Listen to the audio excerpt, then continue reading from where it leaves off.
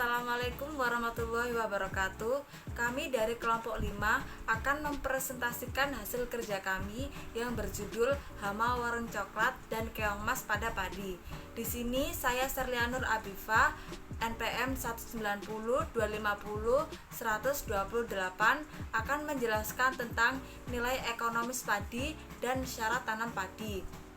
Yang pertama adalah nilai ekonomis padi. Berdasarkan nilai ekonomis secara global tahun 2005 sampai 2009, padi menempati urutan teratas dibandingkan tanaman pangan penting lainnya. Sedangkan berdasarkan jumlah produksi, padi menempati urutan kedua setelah jagung. Di Indonesia, padi menempati urutan pertama dari 7 komoditas pangan utama, baik dari segi produksi maupun nilai ekonomi. Di Indonesia, lebih dari 90% jumlah seluruh penduduk mengkonsumsi nasi sebagai sumber utama gizi dan energi. Oleh karena itu, padi memiliki nilai ekonomis sangat berarti di beberapa negara, terutama Indonesia, sehingga dapat mempengaruhi kestabilan politik, ekonomi, dan pertanian negara, serta mempengaruhi biaya kerja dan harga bahan lainnya. Yang kedua adalah syarat tumbuh padi. Yang pertama, padi tumbuh dengan baik pada suhu 20 derajat sampai 35 derajat Celcius. Tanaman padi secara umum membutuhkan suhu minimum 11 derajat sampai 25 derajat Celcius untuk perkecambahan, 20 derajat sampai 23 derajat Celcius untuk pembungaan, sedangkan 20 derajat sampai 25 derajat Celcius untuk pembentukan biji, dan suhu yang lebih panas dibutuhkan untuk semua pertumbuhan. Yang kedua adalah tumbuh baik di daerah dengan curah hujan rata-rata 200 mm per bulan dan ketinggian 0 sampai 1500 mdpl.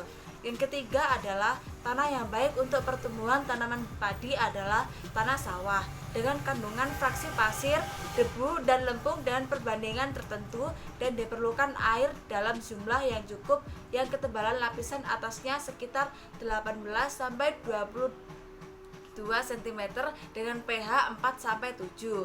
Demikian penjelasan dari saya. Untuk slide selanjutnya akan dijelaskan oleh teman saya berikutnya. Assalamualaikum warahmatullahi wabarakatuh. Nama saya Muhammad Lutfi Karismanda, NPM 19025010034. Di sini saya akan menjelaskan tentang gejala serangan dan kerugian ekonomis hama wareng dan keong mas. Yang pertama adalah gejala serangan. Gejala serangan dari wareng coklat yaitu yang pertama, tanaman menjadi merana. Yang kedua, tumbuh kerdil. Yang ketiga, daun menguning dan layu. Yang keempat, menimbulkan hopper burn atau mati kering. Untuk gejala serangan dari keong mas, yang pertama menyerang tanaman padi usia 10 hingga 20 hari sehingga menyerang tanaman muda padi. Yang kedua, serangan lebih banyak di malam hari.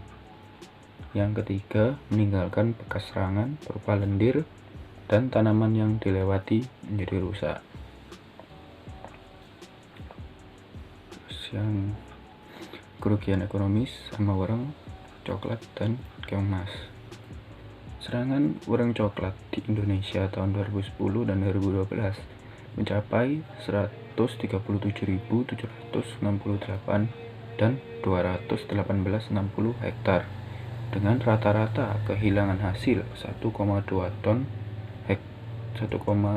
hingga 2 ton per hektar.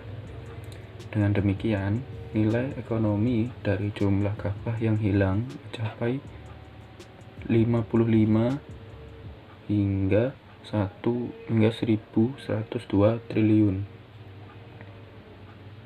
dan 0,872 hingga 1,74 triliun. Tahun 2010 dikeluarkan Inpres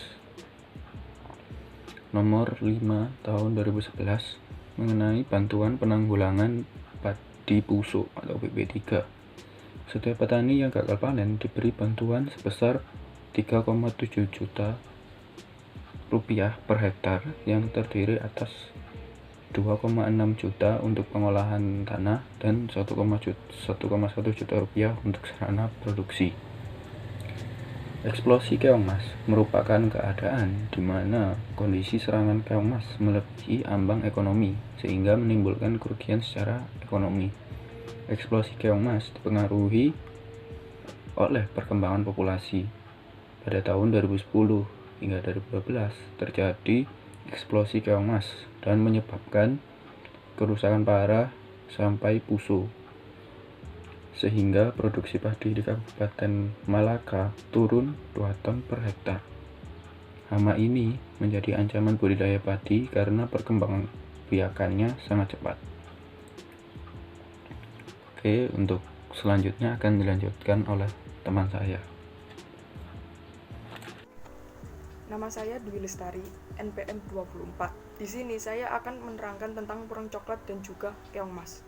Dari klasifikasi yang ada di slide tersebut, didapatkan bahwa warang coklat memiliki nama latin Nila parvata lugens, sementara keong mas memiliki nama latin Pomacea canaleculata. Warang coklat hidup di pangkal batang padi dengan ukuran tubuh sekitar 2-4 mm. Dengan warna tubuh coklat dengan bintik kecoklatan kerap pada pertemuan kedua sayap depannya. Warang coklat berkembang biak secara seksual dengan masa prapenularan sekitar 3-8 hari tergantung pada jenis sayapnya. Siklus hidup warang coklat itu ada 3. Yang pertama adalah telur. Telur membutuhkan waktu 7-11 hari hingga telur itu menetas. Telur biasanya berkelompok dengan jumlah 3-21 telur. Yang kedua adalah nimfa. Nimfa membutuhkan waktu 12,8 hari dengan 5 kali pergantian kulit. Setiap pergantian kulit ini membutuhkan waktu 2-4 hari. Nimfa yang baru keluar biasanya berwarna keputihan yang nanti berangsur-angsur akan berwarna kecoklatan. Yang ketiga adalah tahap imago atau dewasa. Membutuhkan waktu 10-20 hari dengan suhu optimumnya 18-28 derajat Celcius. Keong mas biasanya hidup di sawah, di sungai, maupun di kanal. Keong mas ini biasanya memakan tumbuh-tumbuhan yang muda, bergerak dengan cara menggelincir dan meninggalkan jejak berupa lendir. Dengan bentuk cangkang, bulat, dengan warna kuning hingga coklat tua, dengan beratnya 10-20 gram, ketinggian 100 mm dan diameter 4 cm. Keong mas ini memiliki siklus hidup menjadi 3 fase. Yang pertama adalah fase telur, di mana fase ini membutuhkan waktu 7-14 hari hingga telur itu menetas. Biasanya keong mas bertelur pada malam hari dan menempelkan telurnya di daun maupun di batu. Warna telurnya ini berwarna merah cemerlang dan berangsur menjadi merah muda saat telurnya akan menetas. Yang kedua adalah keong muda. Keong muda ini terjadi pada hari ke-16 sampai hari ke-59.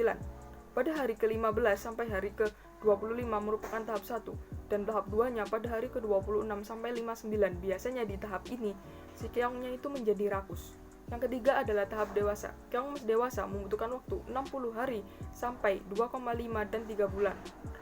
Keong mas dewasa ini bisa terjadi perkawinan 2 kali dan bisa bertahan hidup selama 3 tahun. Nama saya Nanda Devi Anita, NPM 26. Saya akan menjelaskan mengenai pengendalian hama. Pengendalian hama sendiri ada 4, pertama itu pengendalian fisik dan juga budidaya. Fisik itu pada perlakuan benih, budidaya itu pada pemilihan bibit yang baik, pengaturan jarak tanam, dan lain-lain. Yang kedua itu secara mekanik, itu secara manual, dapat dengan menggunakan alat tertentu sebagai perangkap. Yang ketiga itu pengendalian hayati, yaitu memanfaatkan musuh alami seperti predator, parasit, dan juga patogen. Pengendalian kimiawi dengan melakukan penyemprotan pestisida. Selanjutnya pengendalian hama warna coklat. Pertama itu dapat dilakukan dengan tanam serempak. Jadi dalam satu lahan itu harus ditanam secara bersama-sama, mulai dari pengolahan lahan sampai dan juga tanam. Yang kedua itu waktu tanam tepat pada padi. Waktu tanam tepat pada padi menurut Sama et al 1982 itu dapat dilakukan pada bulan Juni sampai bulan Juli. Selanjutnya sanitasi ini pembersihan dari gulma dan tanaman liar lainnya. Jadi sebelum dilakukan persemaian dapat dibersihkan terlebih dahulu lahannya. Tanam jejar logowo. Tanam jejar logowo ini dimana pada barisan pertama padi dan juga kedua itu di tengah-tengahnya itu dikasih sekat agar hama tidak lalu bergerombol dan petani juga gampang untuk melakukan pengendalian hama. Selanjutnya pergiliran varietas resisten, di mana ini merupakan cara yang efektif, mudah dan juga murah dilakukan. Jadi dilakukan pada saat populasi tanah hama itu tinggi. Jadi saat hama mulai rendah, maka dapat dilakukan dengan varietas yang lain. Selanjutnya musuh alami. Musuh alami dari orang itu sendiri adalah jenis-jenis laba-laba dan juga kepi. Insektisida ini dapat dilakukan jika cara sebelumnya itu tidak dapat mengurangi hama. Selanjutnya pada pengendalian keong emas. Yang pertama itu pengaturan pengairan.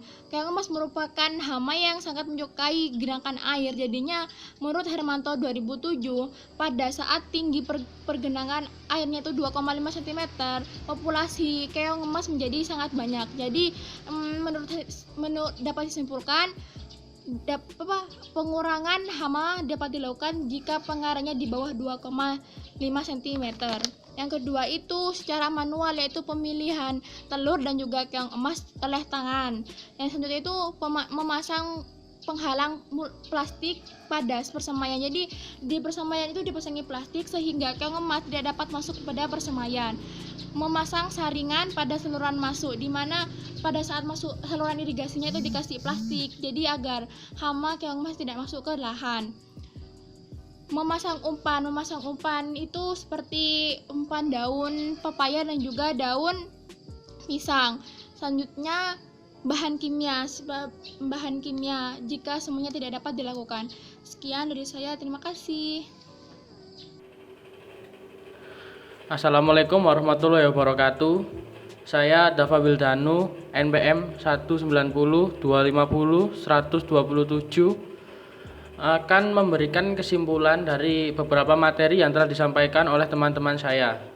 Kesimpulan yang dapat ditarik yaitu padi merupakan komoditas pangan utama baik dari segi produksi maupun nilai ekonomi. Namun, hasil panen dan jumlah produksi tanaman padi tidak selalu stabil. Hal ini disebabkan oleh serangan hama tanaman padi yang sangat beragam. Beberapa hama yang sering menyerang tanaman padi yaitu woreng coklat dan keong emas. Woreng coklat dapat menyerap cairan tanaman padi hingga menyebabkan tanaman padi mengalami puso. Sedangkan keong emas adalah binatang yang suka memakan tanaman yang masih muda, termasuk padi. Untuk mengatasi kedua hama ini, dapat dilakukan dengan cara mencari waktu tanam yang tepat, memasang penghalang plastik, pengaturan pengairan, sanitasi, pergiliran varietas resisten, manipulasi musuh, dan penggunaan insektisida maupun bahan kimia lainnya. Sekian presentasi dari kelompok 5. Mohon maaf apabila ada salah-salah kata. And see you guys in the next class.